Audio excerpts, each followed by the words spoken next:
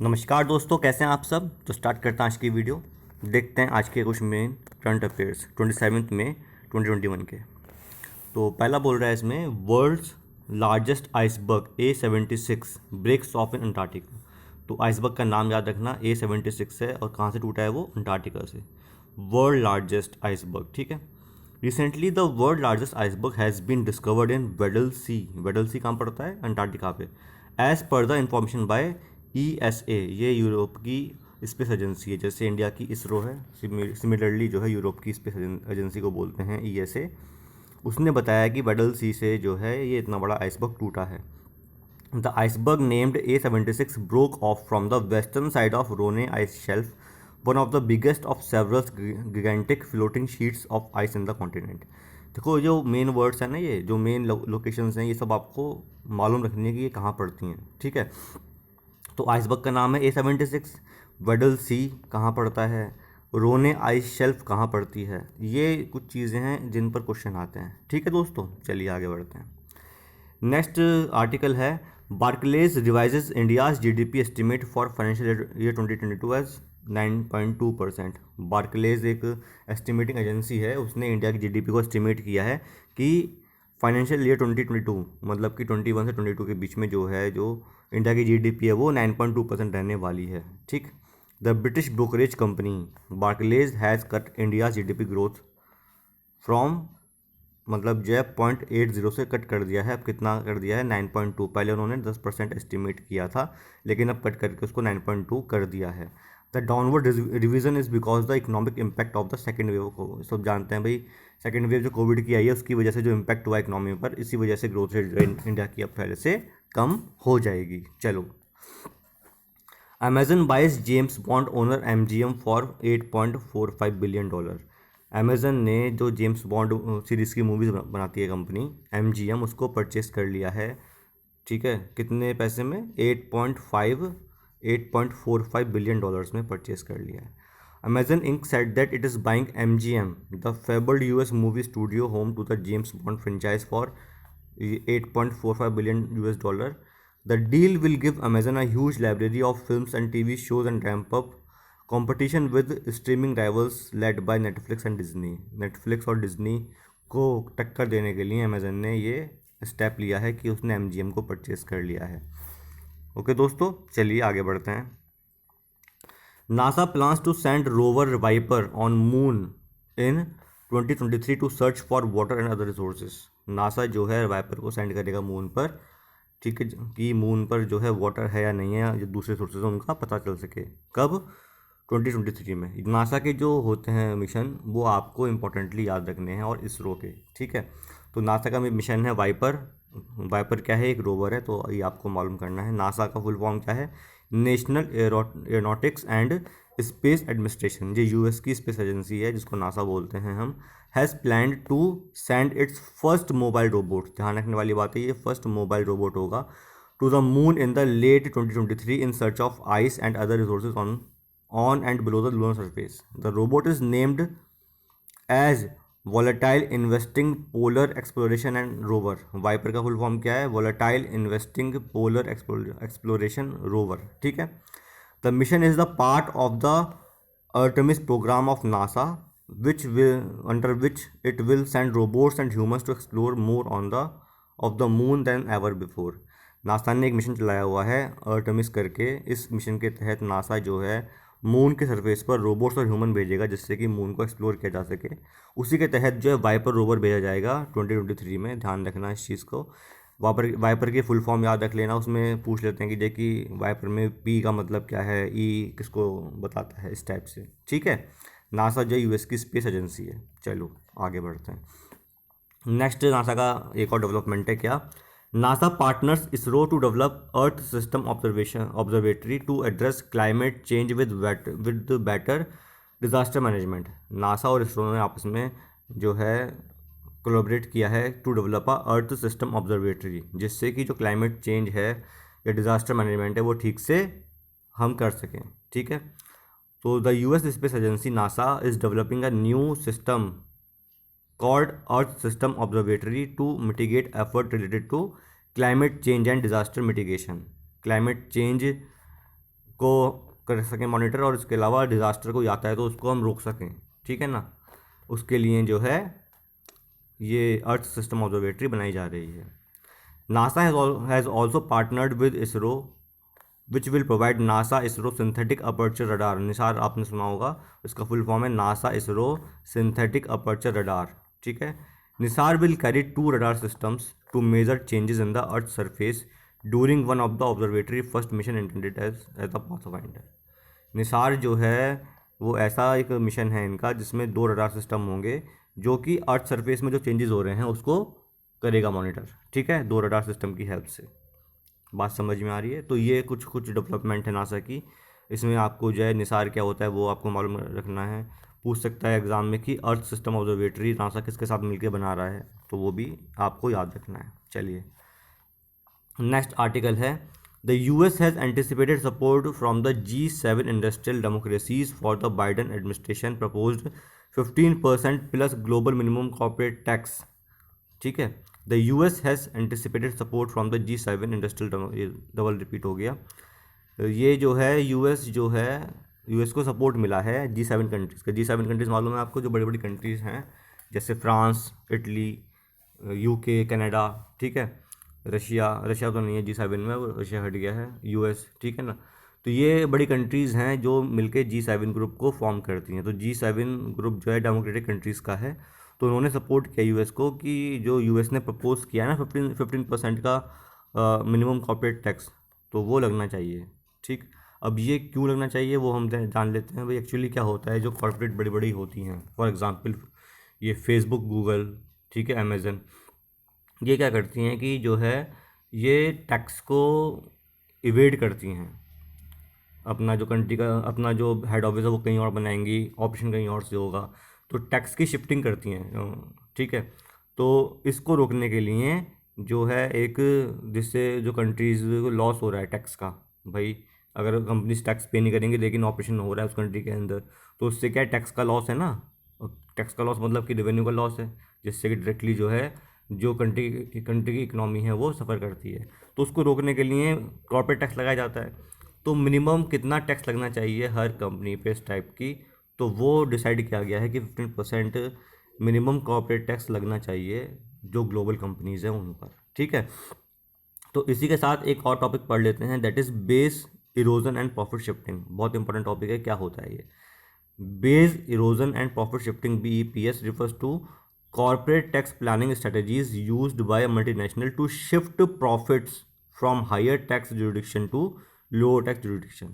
इसका मतलब ये होता है, सपोज दो कंट्रीज़ हैं, एक इंडिया हो गई है और एक सपोज ये हो गई आपकी फॉर एग्जांपल मॉरिशस हो गई है या सिंगापुर हो गई है, ठीक।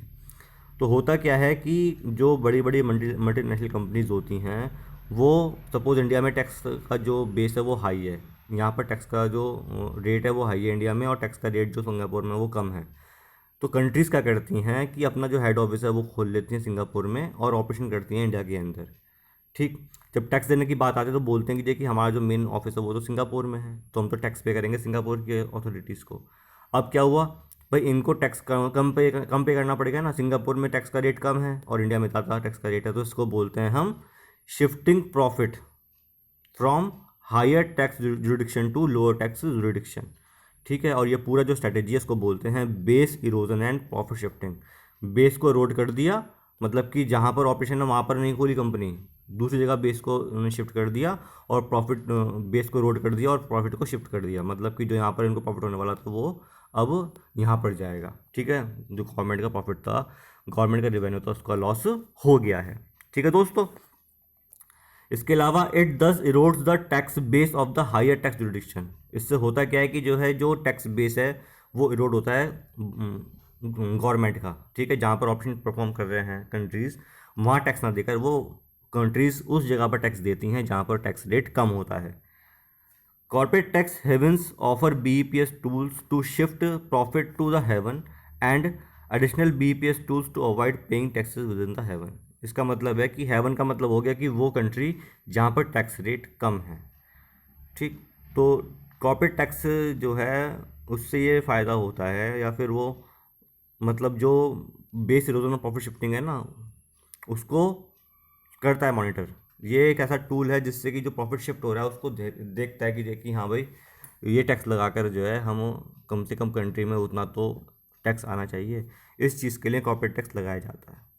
तो उम्मीद करता हूँ कि इसमें समझ में आएगा आपको कि व्हाट इज़ BEPS होता है, ये क्या होता है, ठीक है, और कॉर्पोरेट टैक्स क्यों लगाते हैं कंट्रीज़, और क्या ये इशू है, ये समझ में आ गया होगा इसमें। अगर कोई दिक्कत है तो मुझे आप कमेंट करके बताइएगा। चलिए देखते हैं अगला article. The National Green Tribunal (NGT) Southern Zone has appointed a joint committee to look into allegation of unauthorized construction activity taking place in Mekedatu, where the Karnataka government has proposed to construct a dam across the Kaveri River. तो NGT ने एक committee appoint की है जो इस चीज़ का पता लगाएगी क्या कावेरी रिवर के ऊपर जो डैम बन रहा है किस प्लेस पर, मेकेडाटू, ठीक है। तो क्या वो सही है डैम? एक्चुअली क्या है कि जो है कावेरी रिवर के ऊपर जो है कर्नाटक गवर्नमेंट चाहती है एक डैम बनाना जिसका नाम है मेकेडाटू, ठीक। मेकेडाटू का मतलब होता है गोट्स लीप।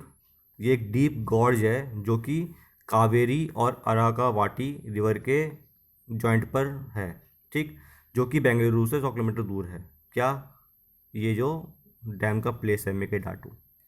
अब जब ये डैम की बात हुई तो तभी तमिलनाडु ने जो है ऑब्जेक्ट किया कि हाँ भाई ये एनवायरनमेंट के खिलाफ है, एनवायरनमेंट का इशू है इस डैम को बनने में, तो इसलिए हम जो है ऑब्जेक्ट करते हैं। तो उन्होंने वो NGT के पास गए, उन्होंने जो है फिर ये कमेटी फॉर्म करी है। तो इसमें दोस्तों सब पूरा याद जो आपको पढ़ना है मेन चीज़ वो क्या है कि जो है मेकेडाटू क्या चीज़ है, कहाँ पर है, किस स्टेट के अंदर है, और किस स्टेट ने ऑब्जेक्ट किया है, क्यों ऑब्जेक्ट किया है, ये सब बातें आपको इसमें पढ़ने वाली हैं। चलिए अगला आर्टिकल देख लेते हैं। ऑन दिस बुद्ध जयंती, बुद्ध पूर्णिमा, ठीक है, और वेसक, ये तीनों नाम जो हैं एक ही चीज़ के हैं। बुद्ध पूर्णिमा भी गई आपको मालूम है, उसको वेसक बोलते हैं और बुद्ध पूर्णिमा बोलते हैं।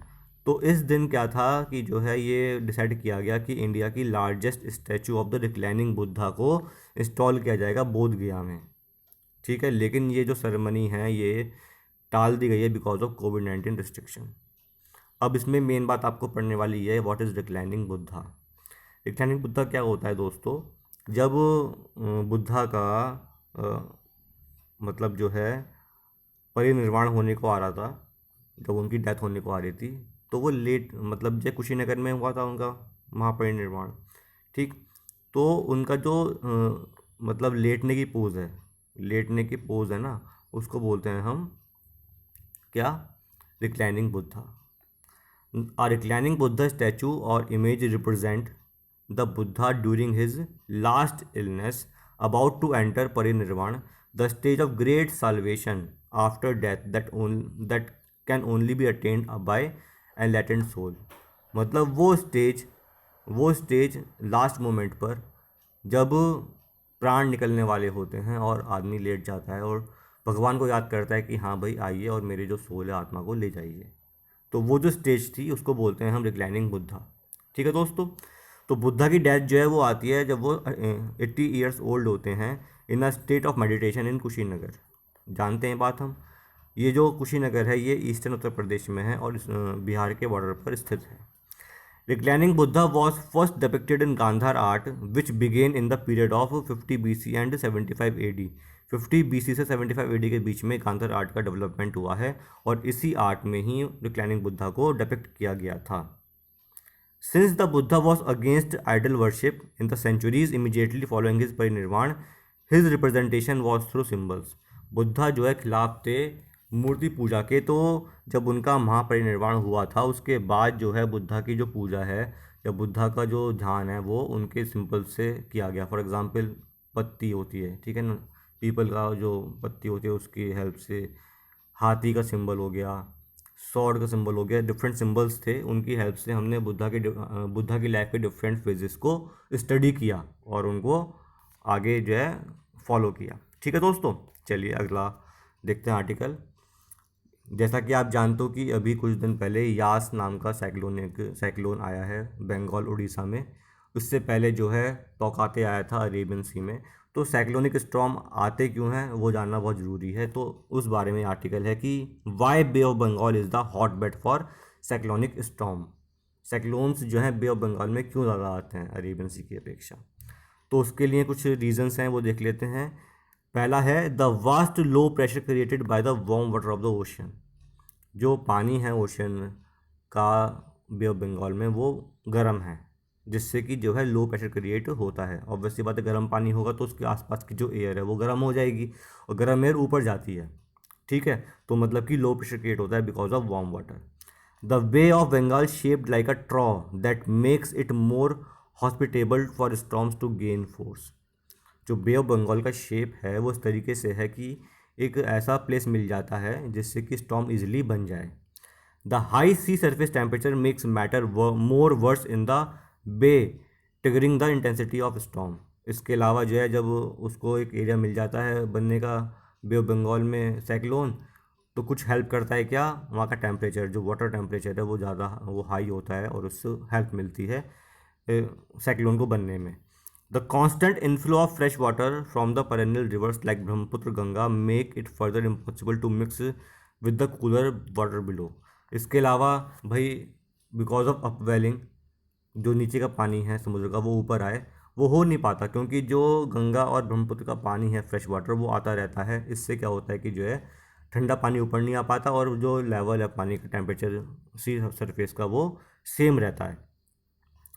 Lack of land mass between Pacific Ocean and Bay of Bengal. जैसा कि आप जानते हो बे ऑफ बंगाल और पैसिफिक ओशन के बीच में लैंड मास जो है वो कम है। इस वजह से जो है अगर जो एरिया है वाटर का वो ज़्यादा होगा तो साइक्लोन अच्छे से बन पाएगा, मतलब उसकी इंटेंसिटी ज़्यादा होगी, ठीक। The absence of air movement from north west India towards the Bay of Bengal in the post monsoon phase is also another reason. इसके अलावा जो नॉर्थ वेस्ट इंडिया कौन सा हो गया भाई, जहाँ पर आपका पाकिस्तान साइड में। तो absence of air movement from north west India towards the bay, मतलब जो है जो नॉर्थ वेस्ट इंडिया से वेस्टर्लीज आती हैं वो पहुँच नहीं पाती बे ऑफ बंगाल तक पोस्ट मानसून फेज़ के बाद। इससे भी हेल्प मिलती है साइक्लोन को बनने में। पोस्ट मानसून फेज़ मतलब कि जो है मानसून के ख़त्म होने के बाद जो है वेस्टर्लीज जो है बे ऑफ बंगाल तक नहीं पहुंच पाते, मतलब कि ठंड का वो इफेक्ट वहाँ तक नहीं पहुंच पाता है बे ऑफ बंगाल तक, इसलिए भी जो पानी है वो गर्म रहता है। तो कुल मिला के जो है सारे जो पॉइंट्स हैं वो इसी बात को दिखाते हैं कि जो सी सरफेस है ना, सी सरफेस के ऊपर का जो पानी है वो गर्म रहता है। उस गर्म पानी की वजह से आसपास लैंड मास कम है तो साइक्लोन अच्छे से बन पाता है, इंटेंसिटी ज़्यादा होती है और वो इफेक्ट करता है, ठीक है। चलिए नेक्स्ट आर्टिकल है what is Quad grouping. Quad grouping क्या होती है, बहुत इंपॉर्टेंट है। तो it is a quadrilateral security dialogue includes Japan, India, US and Australia. इन 4 कंट्रीज ने मिलकर क्वाड ग्रुपिंग को फॉर्म किया था। क्यों? All 4 nations find a common ground of being the democratic nations and common interest of unhindered maritime trade and security, जिससे कि south China सी और पैसिफिक ओशन में जो है मैरीटाइम ट्रेड हो सके, जो वहाँ पे जो ट्रेड हो रहा है उसकी सिक्योरिटी हो सके। इसी चीज़ को ध्यान में रखते हुए इन 4 democratic Nations Japan, India, US और ऑस्ट्रेलिया ने मिलकर एक ग्रुप बनाया that is called a quad grouping. इस समय चारों देश मिलकर एक मैरीटाइम एक्सरसाइज भी करते हैं, ठीक है। मुझे नाम बताइए कि देखिए उसका नाम क्या है, मालाबार नाम है उसका, जो कि होती है इन 4 देशों के बीच में, जिससे कि इनके बीच में रिलेशन और मजबूत हो सके। तो ये हमने क्यों पढ़ा, क्योंकि चाइना की जो कौंसल जनरल है मुंबई में, उन्होंने क्वेड को डिस्क्राइब किया as a attempt for containment, मतलब कि कंटेन करने के लिए ये एक अटैम्प्ट है, ये एक प्रयास है कि किसी को कंटेन किया जाए। किसको? चाइना को। ये 4 ग्रुप जो हैं चाहते हैं कि जो चाइना का जो इन्फ्लुएंस है साउथ चाइना सी और पैसिफिक ओशन में उसको कम किया जाए। तो चाइना को इस चीज़ से डर लगा और उसने ऐसा स्टेटमेंट दिया है, ठीक है दोस्तों। चलिए next article is fugitive diamantaire Mehul Choksi, who had recently fled from Antigua and Barbuda, was captured in neighboring Dominica after an Interpol yellow notice was issued against him। आप जानते हो बहुत फेमस पर्सनालिटी हैं ये मेहुल चोक्सी, जिन्होंने पीएनबी बैंक में घोटाला किया था 13,500 करोड़ का, ठीक है।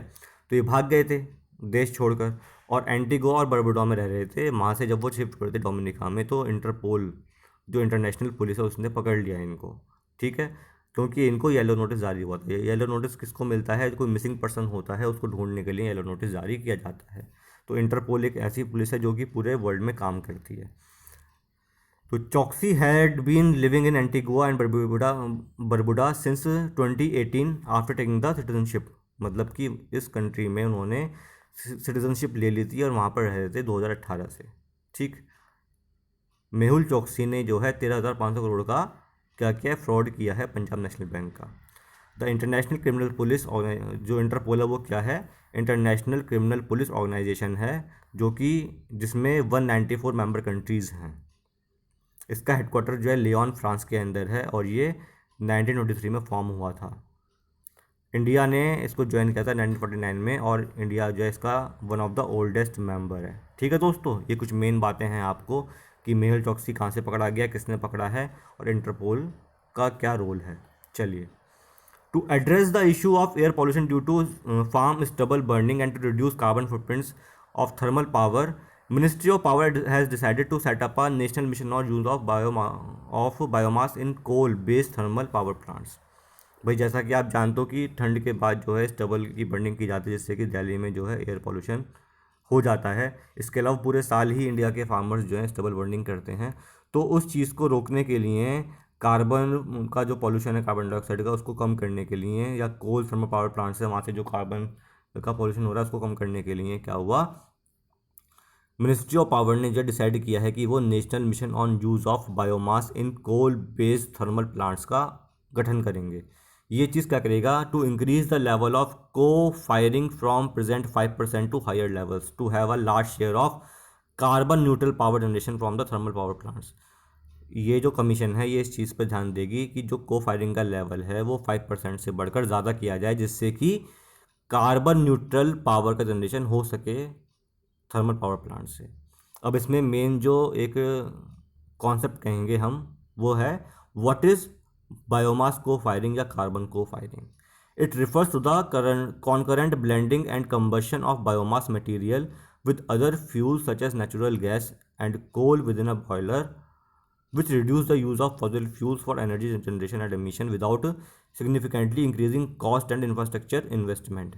इसका मतलब ये होता है कि जो बायोमास हम यूज़ कर रहे हैं फॉर थर्मल पावर जनरेशन, जैसे कोल हम यूज़ कर रहे हैं, तो कोल के साथ हम ऐसा फ्यूल यूज़ कर लें जो कि रिन्यूएबल एनर्जी पर बेस्ड हो, फॉर एग्जांपल नेचुरल गैस, मतलब जो ऐसा फ्यूल हो जो कि पॉल्यूशन ना करता हो। तो कोल प्लस नेचुरल गैस मिलाकर जो है एनर्जी की जनरेशन में यूज़ किया जाएगा, that is called a biomass co firing.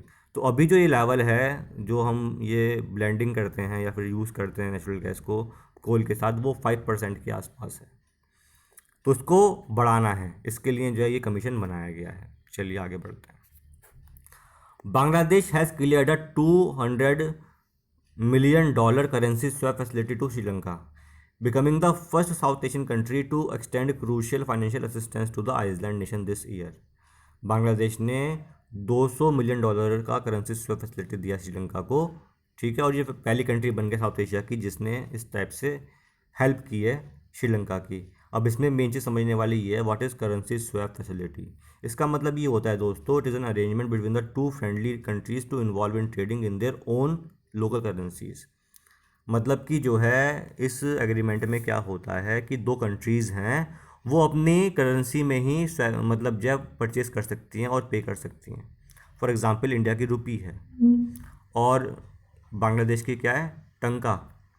तो इंडिया चाहता है कि कि भाई कुछ टेक्सटाइल परचेस किया जाए बांग्लादेश से, तो वो रुपी में ही पे कर सकता है बांग्लादेश को। ठीक है, और बांग्लादेश चाहता है कि जब परचेस करे इंडिया से तो जो है वो बांग्लादेश टंके के फॉर्म टंका पे करके परचेस कर सकता है। इससे क्या होगा, इससे क्या फ़ायदा होता है कंट्रीज़ को कि उनको जो है थर्ड करेंसी पे डिपेंड नहीं होना पड़ता, मतलब कि डॉलर्स में डिपेंड नहीं होना पड़ता, और वो जो उनके पास अपना रिज़र्व है, अपनी डोमेस्टिक करेंसी का रिज़र्व है, उसको वो इजीली यूज़ कर सकते हैं। क्योंकि भाई अपनी करेंसी तो वो डेवलप भी कर सकते हैं ना, बना सकते हैं, और फिर उसको यूज़ करके उनके ट्रेड को इफेक्ट नहीं होगा। इसका मतलब ये है जब ये यूज़ करते हैं ये स्वैप एग्रीमेंट, इसमें क्या होता है कि जो है उनका जो ट्रेड है कंट्री के साथ वो इफेक्ट नहीं होता है, सामान आना जाना रहता है। ठीक है, चलो नेक्स्ट है national company law tribunal is a quasi judicial body in India adjudicating issues concerning companies in the country. NCLT क्या होता है वो हम जान लेते हैं, इंपॉर्टेंट क्यों है, क्योंकि अभी जो है NCLT ने ऑर्डर किया है कि देवास मल्टीमीडिया का लिक्विडेशन किया जाए, मतलब कि इसको बेचा जाए या इसके शेयर्स किसी कंपनी को दिए जाएं, तो आखिर ऐसा क्यों करती है, क्या है ये बॉडी, इसके बारे में जानना ज़रूरी है, पूछ लेते हैं। तो एनसीएलटी जो है एक क्वाजी जुडिशियल बॉडी है इंडिया के अंदर। व्हाट इज़ क्वाजी जुडिशियल, मतलब कि जो है इसके पास कुछ जुडिशियल पावर्स होती हैं, सारी नहीं, कुछ जुडिशियल पावर होती हैं, जिससे कि जो है ये अपना फंक्शन परफॉर्म करती है। ये जो बॉडी है, ये ट्रिब्यूनल है, ये बनाई गई थी 1 जून 2016 में, ठीक है, under the companies act 2013। Companies act के तहत ये बॉडी बनाई गई थी। Formed on the recommendation of the justice Eradi committee. ध्यान देने वाली बात ये, एनसीएलटी जो है इराडी कमेटी के रिकमेंडेशन पे बनाई गई थी। That was related to insolvency and winding up of companies in India. Insolvency and bankruptcy code आपने पढ़ा होगा, नहीं पढ़ा तो उसको पढ़ लीजिए। उसको ध्यान में रखते हुए, जिससे कि कंपनीज जो लॉस में जा रही हैं, जो कर्जा नहीं पे कर पाई हैं बैंकों को, तो उनको वाइंड अप करने के लिए ये ट्रिब्यूनल बनाया गया था।